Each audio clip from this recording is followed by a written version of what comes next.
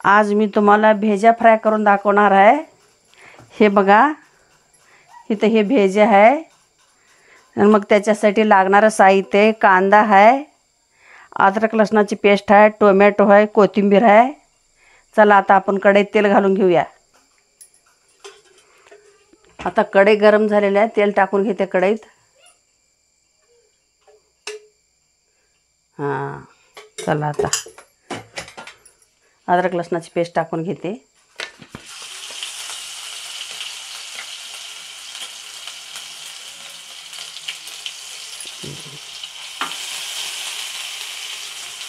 थोडं हलवून घे, त्याला हलवून घेतलं की मग थोडं जरा लालसर झालं का कांदा टाकते।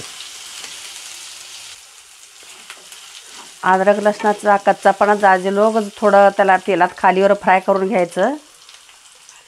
आता कांदा टाकून घेते।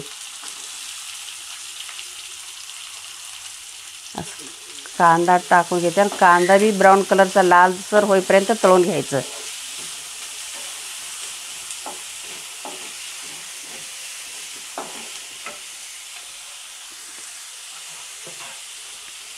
कांदा मऊ होण्यासाठी थोडं मीठ टाकून घेते।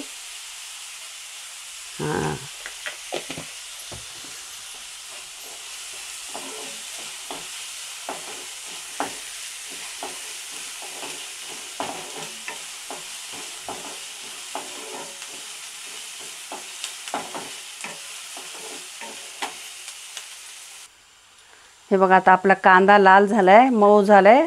कोथिंबीर टाकून घेते थोडी।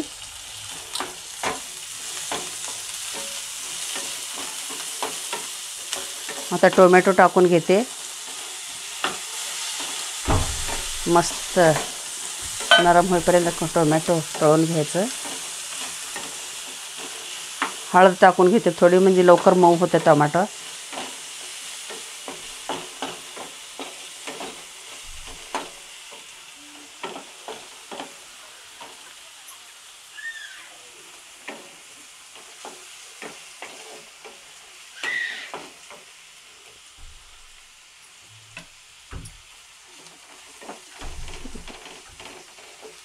आता टोमॅटो पण परतून झालाय। मी आता तिखट टाकून घेते।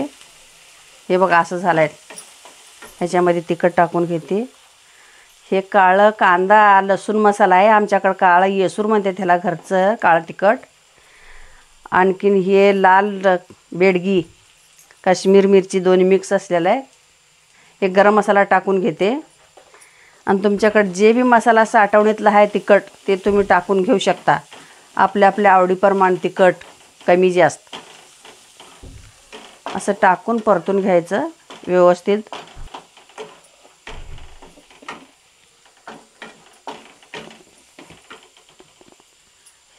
हे बघा, आता टाकून घेते मी भेजा। चांगलं भेजा टाकून व्यवस्थित परतून घेऊ।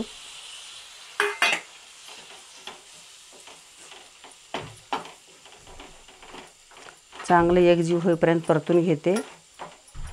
ह्याच्यात पाणी बिणी काय टाकायचं नाही, ह्याच्या अंगाचं मिठाचं पाणी सुटतं मीठ टाकल्यानंतर, त्याच्यात आपोआप ते शिजून निघतं।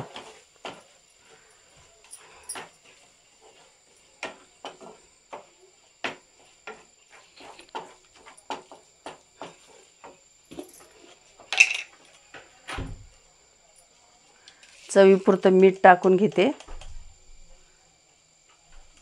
आपल्या आपल्या चवीनुसार मीठ टाकायचं।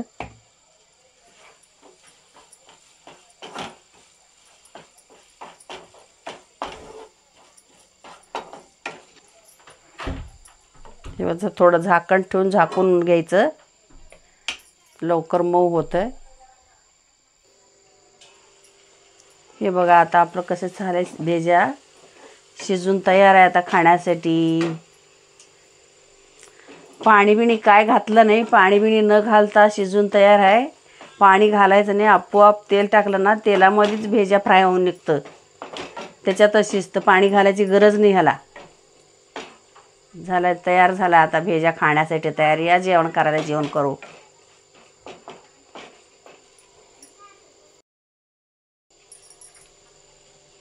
हे बघा, वरून कोथिंबीर टाकून घेते, असे बारीक चिरून कोथिंबीर टाकून घ्यायचं।